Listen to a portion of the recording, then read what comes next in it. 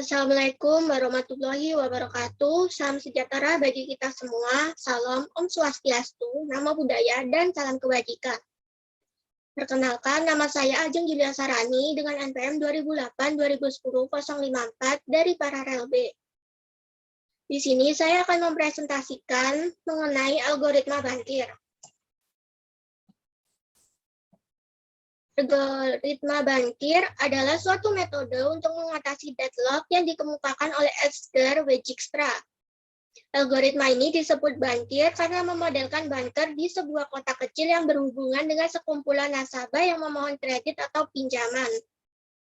Dapat dianalogikan seperti sistem informasi diibaratkan sebagai bank, research diibaratkan sebagai uang, proses diibaratkan sebagai nasabah. Deadlock akan terjadi apabila terdapat seorang peminjam yang belum mengembalikan uangnya dan ingin meminjam kembali. Padahal uang yang belum dikembalikan tadi dibutuhkan oleh peminjam lain yang juga belum mengembalikan uang pinjamannya. Cara kerja algoritma Bankir. Dengan mempertimbangkan permintaan pinjaman yang diajukan oleh nasabah tersebut sesuai dengan uang yang dimiliki oleh bank, sekaligus mempertimbangkan jumlah pinjaman yang akan diajukan lagi oleh nasabah tersebut atau nasabah yang lainnya. Setiap nasabah memiliki batas kredit, dan apabila nasabah telah mencapai batas kredit pinjaman, maka diasumsikan bahwa nasabah tersebut telah menyelesaikan bisnisnya dan dapat mengembalikan pinjamannya kepada bank. Jangan sampai ada dana pada bank habis dan tidak dapat melakukan pinjaman lagi. Bank tersebut berperan untuk menentukan apakah nasabah tersebut layak mendapatkan pinjaman yang diajukan atau tidak agar tidak terjadi kredit macet atau dalam sistem informasi dikenal dengan deadlock. Kelemahan algoritma Bankir. Sulit untuk mengetahui seluruh sumber daya yang dibutuhkan proses pada awal eksekusi. Jumlah proses yang tidak tetap dan berubah-ubah.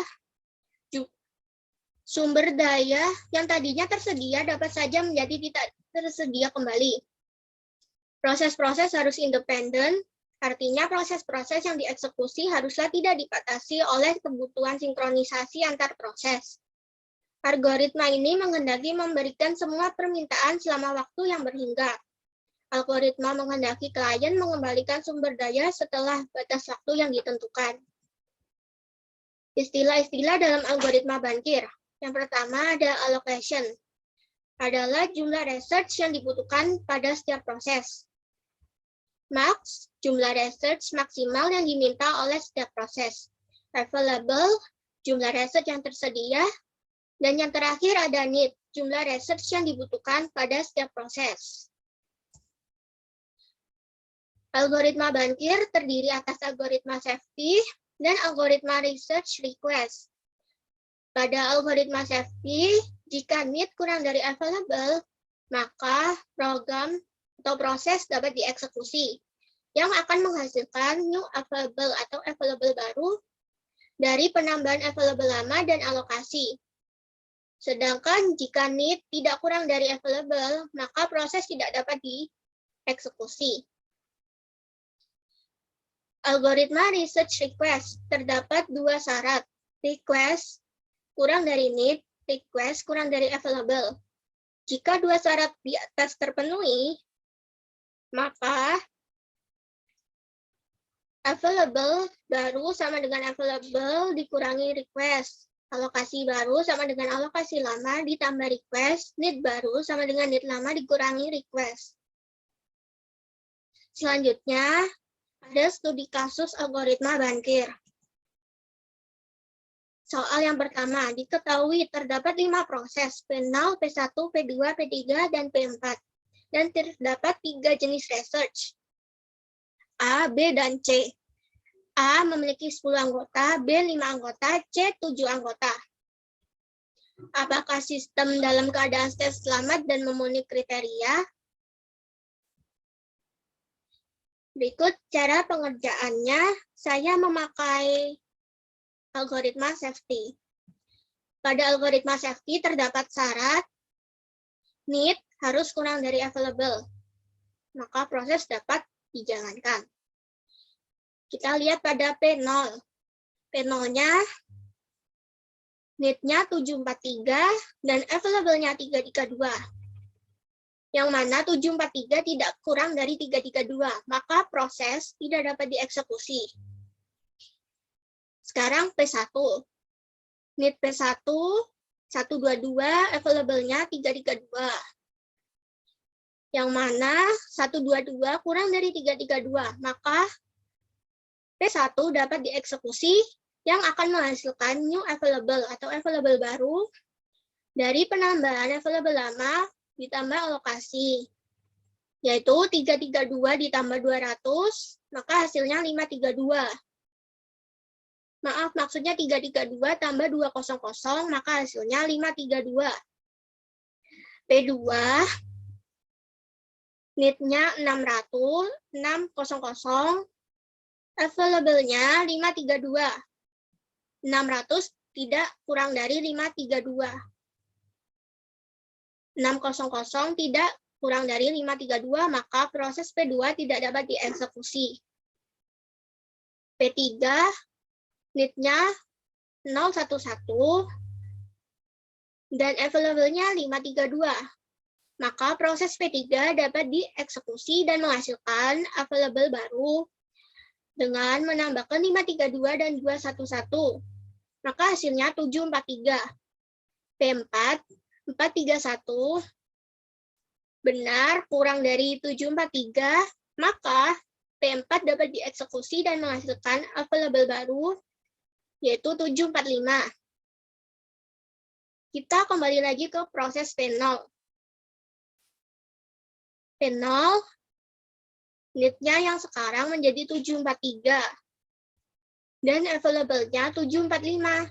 Maka 743 kurang dari 745. Jadi, P0 sekarang dapat diproses dan menghasilkan available baru. 743 ditambah 002 sama dengan 745. Kita lanjut ke proses P2. Yang tadi tidak bisa dieksekusi. 122 need-nya sekarang 122. Available-nya 755. Nah, di sini 122 kurang dari 755, maka P2 dapat dieksekusi dan menghasilkan available baru. 755 tambah 302, yaitu 1057. Kesimpulannya, urutan eksekusi proses adalah P1, P3, P4, P0, dan P2. Sistem dalam keadaan state selamat dan memenuhi kriteria, yang artinya safety. Soal nomor 2. Diketahui terdapat 5 proses P0, P1, P2, P3, dan P4.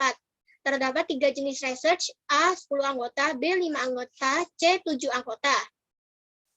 Tabel yang di awal ini belum ada perubahan. Dan di sini ditanyakan, misal pada tabel proses P4 ada permintaan pertambahan research 330.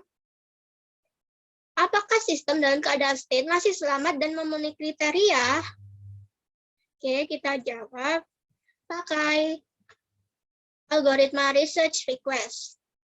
Syarat-syarat algoritma research request, yakni request kurang dari need. Yang mana di sini request-nya kurang dari need, yaitu 330 kurang dari 431, maka benar. Maka syarat pertama memenuhi. Syarat kedua, request harus kurang dari available. 330 kurang dari 332, maka syarat kedua juga memenuhi.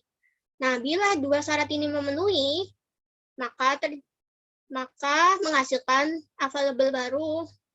Dari available lama dikurangi request, yaitu 332 dikurangi 330, maka hasilnya 002.